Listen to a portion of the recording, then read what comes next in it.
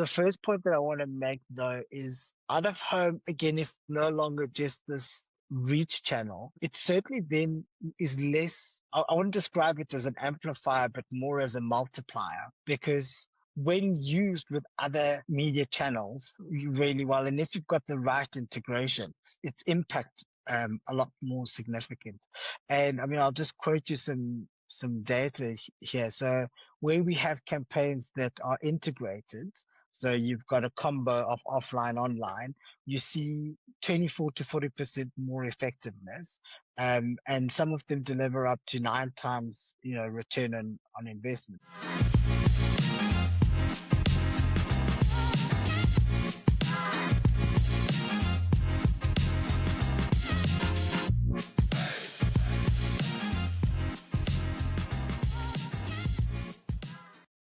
Welcome to today's episode of Beyond the Billboard. We are so excited to share with everybody that we have launched the Beyond the Billboard website where you can find all of our episodes, regardless of which platform you listen to us on, from our first episode right up until our most recent one. So if you haven't checked it out already, please do so at www.beyondthebillboard.co.za. For today's episode, we are joined by Saiesh Ajudhiya, who is the head of Media, Creative and Innovation at Kantar South Africa. Saiesh, thank you so much for joining us today.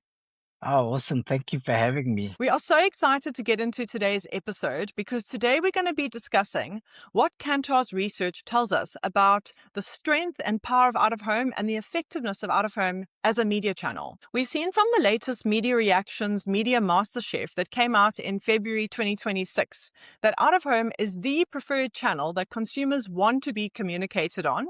And in second position is digital out-of-home. So we are so excited to get into the details of this research as well as some of the other data we'll be discussing today. We love seeing results like this for out-of-home.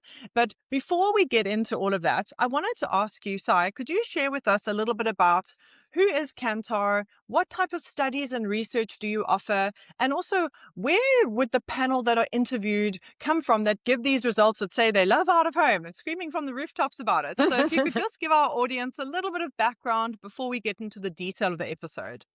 Yeah, sure. I mean, and congratulations to Out of Home, I suppose. And it's, consistently over the last couple of years, topped the ranks for media reactions. So that's really nice to see. Yeah, so I think let's chat a bit about Kantar first. So I always like to say to people that um, the people at Kantar are brand obsessed.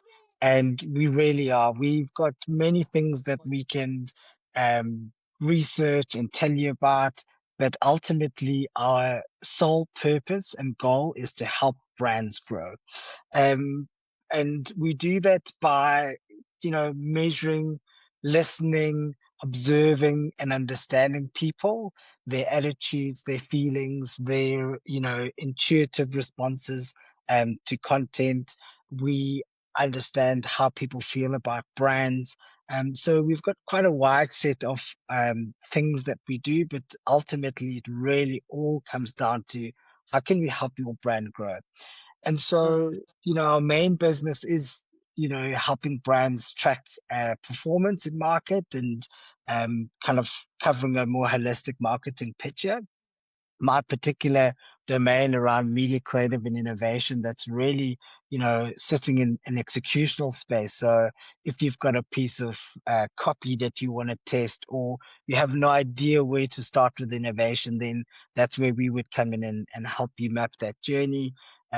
We do a lot of qualitative work, speaking to people, observing people, in many different formats. Where are these people shouting from? They're pretty much across the world. We've got these massive panels, Kantar's panel, across the world, and in South Africa is, with thousands of people. And we structure those to be as best representative of the country. So it's always going to be a connected population, and when clients and brands are looking to speak to a very specific set, then we can go kind of in an offline space. But yeah, predominantly a lot of research today is done um, from your mobile phone.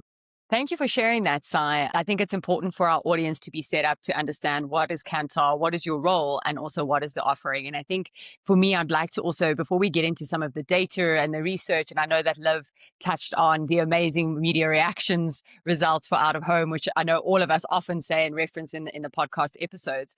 I'd like to speak to specific offerings that Kantar has that can talk to out of home. So if you're an out of home media owner, or you're an out of home specialist team within an agency, or you're a client that's really having to answer, how has out of home worked for me?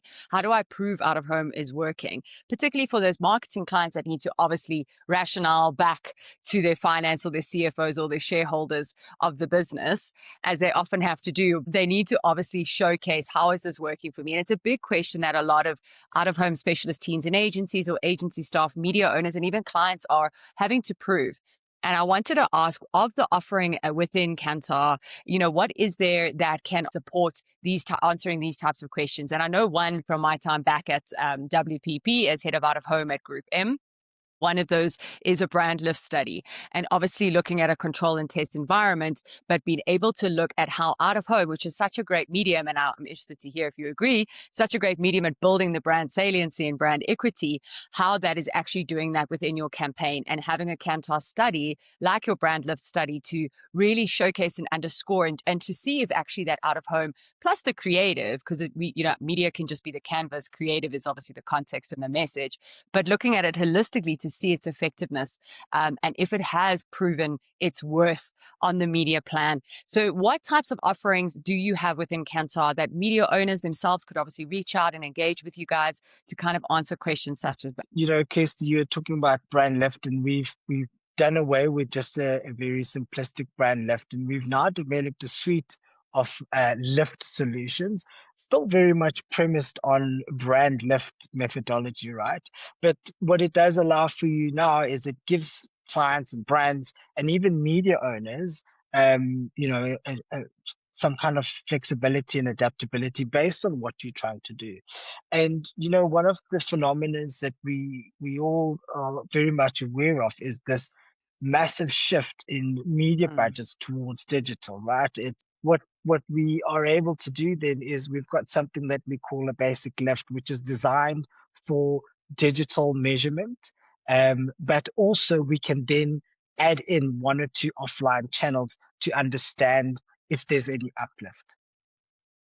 What's really unique, and this is important to understand across the lift suite, is that what we're able to do is if you're doing a BLS within a publisher environment, it's exclusive to that, right? Because they own the space, they know who they've served the content and who they haven't. And so you've got your control and your non-exposed and your exposed group.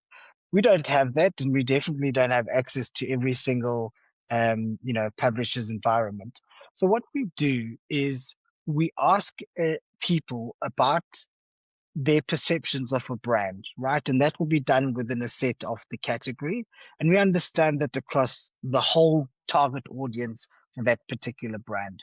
What we then do is we ask people a set of validated media consumption behaviors. So we understand when you use, particular social media pages or access the internet or watch TV or radio, whatever the case may be. At no point do we show the respondent your campaign. So they're totally unaware that we're measuring a particular campaign. What we then do is we thereafter take actual media, we merge the two data sets, and then we can model out an exposed and a non-exposed group. And that's how we calculate and determine brand uplift. So we apply that methodology all the way through. The kind of premium creme de la creme lift study is where we will do a measurement whilst your campaign is running. We have an ability to calculate ARs at a channel level for you, again using that same methodology. But through this, the level of sophistication and precision is so incredible, and I always geek out, especially when we do the media stuff, right? Because what we can do is we can help you understand wastage. We can help you understand where there's duplicated reach. We've even got mechanisms and ways to determine optimal frequency. right? Depending on what your campaign objective is. So it gives you a really unique lens, because I think all media strategists and marketers and the like, you receive data from so many places, and it's not that those data sets are incorrect, but they're exclusive to those environments. And what this does is allows us to bring it together and look at media performance across the set. And so this is how we've been able to understand where and how out of home plays a role. And we can understand how effective it is. You can understand where along the marketing funnel, it's most effective, what it's contributing to, and so on. So long answer to a long question, I think. So fair is fair. But you mentioned, which I'm, such a stickler about, is creative. And in fact, from a famous slide that I think I showed it in the MasterChef study as well, is the contribution that creative quality has, and it holds 50% in terms of its contribution to effectiveness. So we have our trademark link solutions where we measure people's perceptions of creative. And what's great about that is you get both implicit and explicit measurement. And we can help you optimize. We can, help you understand what to do, how to fix it, and so on. So those are the like really hardcore market research solutions that we often work with marketers and media owners. Then we do the what I call the fun stuff, but it's the industry work, so like media reactions, where we take the whole industry and we look at what are people's perceptions about different media channels in terms of delivering advertising. And there's this concept of ad receptivity, and we take that a step further and give an ad equity score. So in the same way you have brand equity for brands, we give media channels and media brands an ad equity score. And I mean, as you know, out of home ranks as the top one. And what's interesting again Yep. about that, right? It's not seen as an intrusive um, medium, and it has high attention. So that's what makes it stand apart. Thank you so much for just sharing such a comprehensive explanation about your offering. I think it's fantastic for our listeners and our audience to hear about it. And obviously, we will tag and link in Kantar and to our listeners and our viewers. And if you want to reach out to them directly to hear more and explore more of these offerings that they have. But something that I wanted to just add that I know that you guys do, and I absolutely love it, and I wait for the condensed version that comes out every year. But it's the Africa Life Study. And I really, really love it. And then for our Africa audience, rest of Africa audience in our the other incredible markets on our vibrant continent, there is the Africa Life Study that is done by Kantar. It's really, really interesting. It's a lot of insights with regards to consumers' interests and behaviors within the different African markets. So do go check it out, but I will definitely also link it in.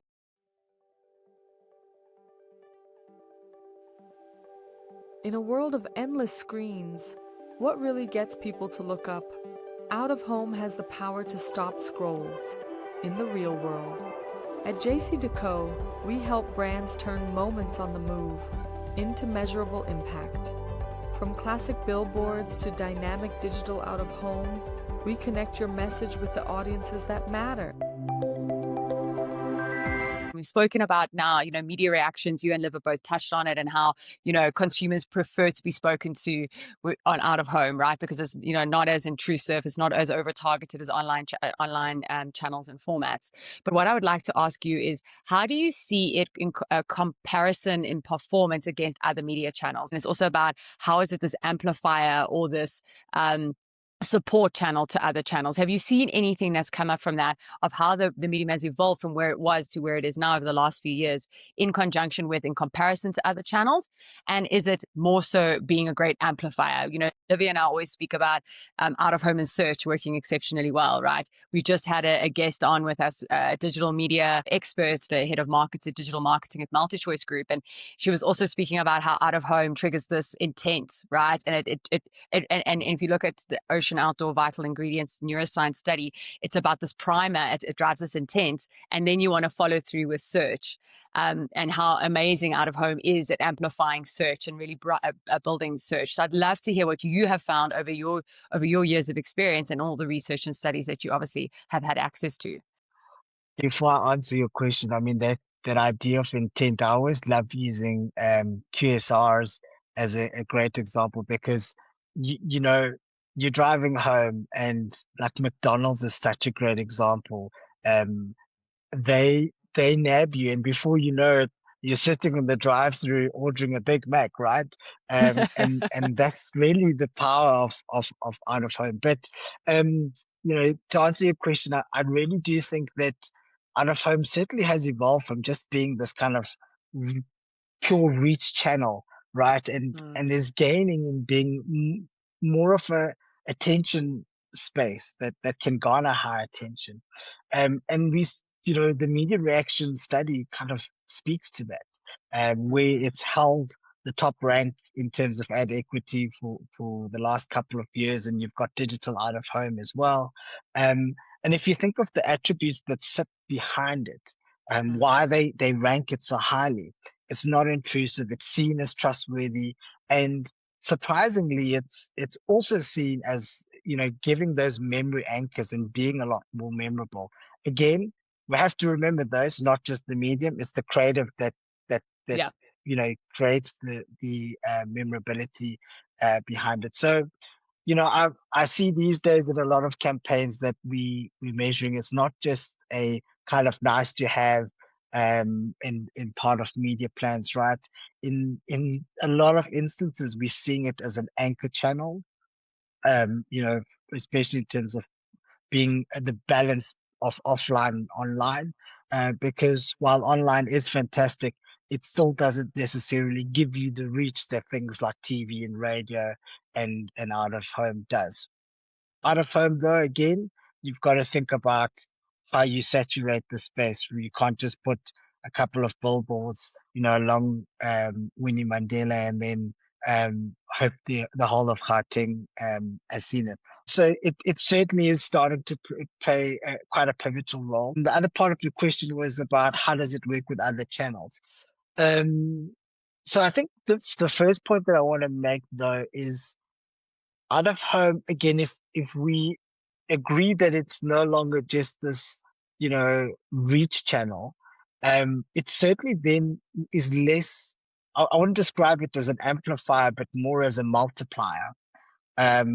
Because when used with other media channels really well, and if you've got the right integration, and I mean, I'll just quote you some data here. So where we have campaigns that are integrated, so you've got a combo of offline, online, you see 24 to 40% more effectiveness.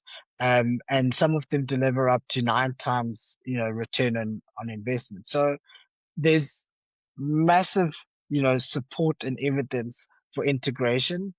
I think it's not to say that because online's this wonderful platform that you should always use it. Again, think about what you're doing. What is the objective behind the campaign?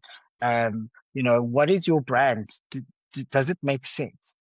All those things fit into it. So, yeah, I guess like the last point maybe that I'll leave with you, and you'll always hear me talk about this idea of the spark and the scale, where the spark is an idea and the scale is, the mechanism to scale that up. And I think we're trained to think about media as always being the scale. And actually, to your point earlier, sometimes media can be the spark. So, out of home can be that thing that creates the mental availability, that creates and delivers a distinctive brand asset, right? If you think of the TV ad, there's people, there's a story arc, there's movement in time and space, there's a product. Whereas the good out of home ads are very simple, very bold, vibrant, and in your face. And if you're building a distinctive brand asset, you can hero that just in that moment. You can see I'm getting excited now. So I'll let you ask my next question. Carry on getting excited. I love it. I love it. I love it. I love it. I'm loving the conversation that we're having around these insights that you're able to share with us. And it made me think, do you have any research or insights you can share with us around what you guys have noticed around how the audience differs from an out of home perspective? Maybe the audience, from an age or a demographic perspective. Usually age is usually the indicator where you see that, the younger generations are usually more interested and notice out of home more than some of the older age groups. But I wanted to find out if there are any nuances that you guys have seen from a demographic or audience perspective. Yeah, I mean, this is one of the coolest things about out of home, I think, at least. And I mean, just to validate your point about the younger audience, so it definitely, we see a lot of times it performs very strong amongst that audience. So you're definitely right. But um, out of home is actually quite a democratic media platform. So it actually has broad reach. We don't see massive differences between the different generations and even from an income group. And if you think about the magic of billboards and out of home, you can put them up anywhere. Where in digital, you have to be quite curated and segmented in how you deliver media, right? You've got to think about your interest groups. You've got to think about then when you deliver that, how you create content and so on. So those spaces become quite kind of finicky around target audiences, if you will. But yeah, and where we've seen kind of big differences in audiences on out of home really comes down to the campaign itself and the creative. So it's not a broad Yeah. medium issue, if that makes sense. I think you're spot on. And I think also we've seen specific campaigns will resonate with certain audiences in a different way based on the creative, based on the way that they're approaching their messaging in out of home versus how they're doing their messaging on other channels. So I think that you've answered that question perfectly. And I think that we know that the brands that are really being more intentional, to come up a lot on the podcast around creative intent and shaping their creative messaging for out of home specifically, those type of campaigns generally will have a higher response regardless of the age group because there's been this intentionality around their creative for out of home, which I think is really exciting. And also it's great to see the shift in the market that's happening a lot more lately with brands taking, I want to say, big leaps when it comes to out of home and maybe being a bit more risky and taking a chance on it and stretching those kind of creative muscles a bit, which I think has been really great to see in markets. As we head towards the close, I wanted to find out from you, looking forward to the future, are there any trends or exciting innovations that you see coming up that you kind of want to see how they will shape out and out of home, or how out of home will use those trends that are happening in the future to see how do we take the channel to the next level? How do we take that audience engagement to the next level? Are there any examples you could share with us from what you've seen around some other trends that are happening either globally or locally? I think in terms of the future for out of home, I'm really optimistic to see where that goes. I think we all believe that attention is the new kind of metric that everyone's going to be chasing after, and one can understand that. There's just so much information. There are, more brands, more sub brands. There's more products. Everybody wants their spot in the sun. So I think it's going to be, incumbent on brands to bring clarity and simplicity to stand out, in my opinion, and be less complex. And again, that's the beauty that out of home brings, right? I think it's thinking, how do you make out of home more integrated and more strategic in your media mix? Because it's not just about, and I think there's almost the same hype, bizarrely again, with digital, but you all remember the digital marketing phenomena where the whole world went bananas, and we're seeing this again, right? We're seeing digital and AI kind of get moving towards this peak. I think it's about how we integrate that into our strategy. Yeah, I mean, I guess again, when we talk about trends, you know, the value that social can have, in particular around being agile. And if you think about social and digital out of home, is that you can use social now to mine insight and to mine, phenomena that can create virality. But that all needs to always be in context. I don't know if you guys have seen all the stuff that's happened with KitKat at the moment, but Yes, I love there's a it. nice example. Oh, so Exactly. brilliant. Talk about it. Talk Exactly. about it. I love it.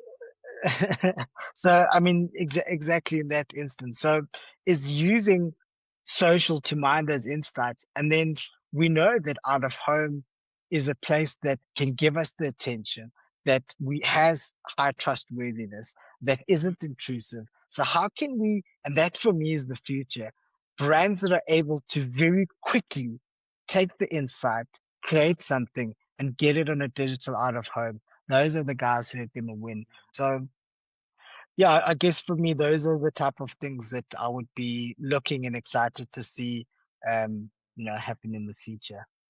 I'm so glad you've mentioned this kind of moving faster. I almost feel like more agile when it comes to taking these insights, mining these insights, grabbing these insights, turning it around, whether it's using AI to kind of generate creative based on dynamic triggers and putting it through onto digital out of home, but moving in a very agile, integrated way.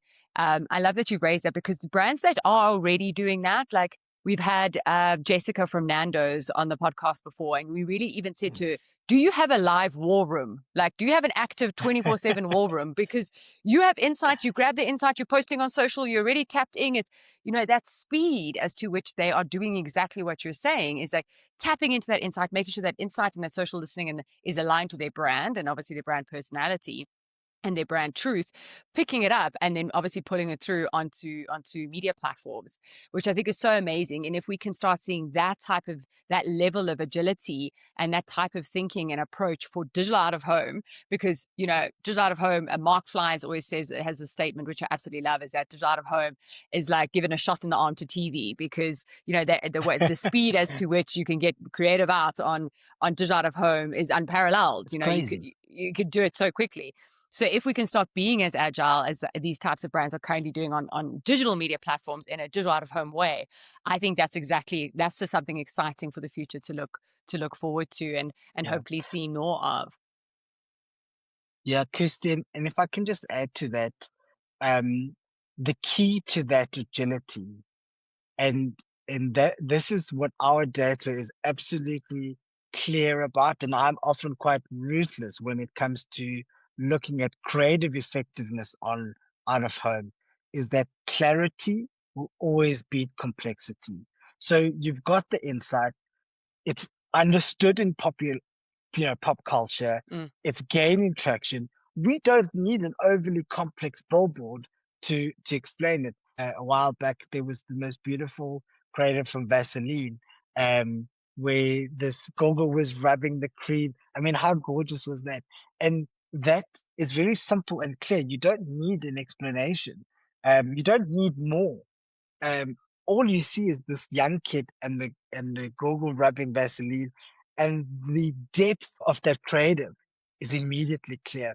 And a brand again that I'll probably use because you know FMCG are lucky. You've always got a product. You've always got something. You've always got a person, a protagonist that you can anchor to. For example, and Pineapple, they've taken copy to create these distinctive, simplistic, very clear, very smart out of home Emotional, executions. And evoking, responsive. exactly, Yeah. exactly.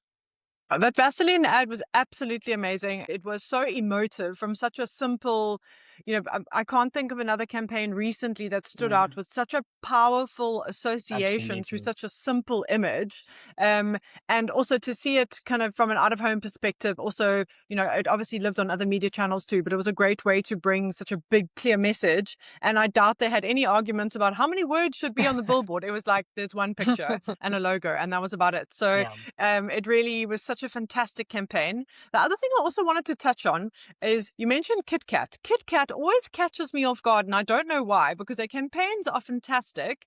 Last year, they were awarded at Cannes in the out-of-home category for their campaign around having everybody looking down at their phones, and they turned the phones into Kit Kats, which I thought was so brilliant. So they are so on it. Their brand messaging is so consistent year on year that they haven't changed the take a break. And I think it's a great example of a brand that is actually coming to market or stayed in market by being so consistent with their tagline. And I think those brand truths are almost like seeded with people you expect to see take a break. And that hasn't changed over the years, which I think is also part of the power that kind of sits behind that brand. But I'm loving these creative examples. Like I said, the Vaseline one was amazing. Kit Kat are always doing something fun when it comes to out of home, and their messaging, they're kind of coupled so closely to April Fools. I love seeing the other brands jumping on, kind of saying, we've got a chocolate flavored pizza, but, we're not claiming anything. So it was just a lot of fun. I think people enjoy seeing brands playing with each other in that way. We've seen that happen out of home locally, as well as, you're seeing it happening globally. It's fantastic.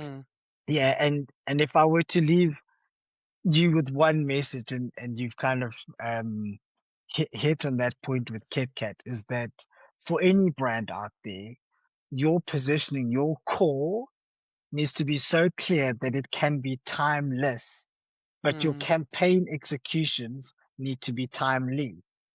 And that's what Kit Kat are. They're timeless. It's going to stand the test of time. But how they show up with mobile phones, that didn't exist, 60 years ago, but it's very relevant today. The message and how you feel is exactly the same. It's like the insight needs to be relevant. It needs to be today. It needs to be present. But the brand itself, as you said, needs to be timeless. It needs to be building a timeless brand. And I absolutely love that. And I love that you guys have been referencing some powerful campaigns, and in particular, campaigns that can land just with a visual for me are incredible. If you could just land your message with a visual, Always. for me, it's amazing. I just want to say thank you so much, Sai, for joining us. It's been absolutely incredible having you here with us. I think we could continue to talk and talk and talk. I really would love to pick your brain on so many different things. I think we are honored to have this time with you.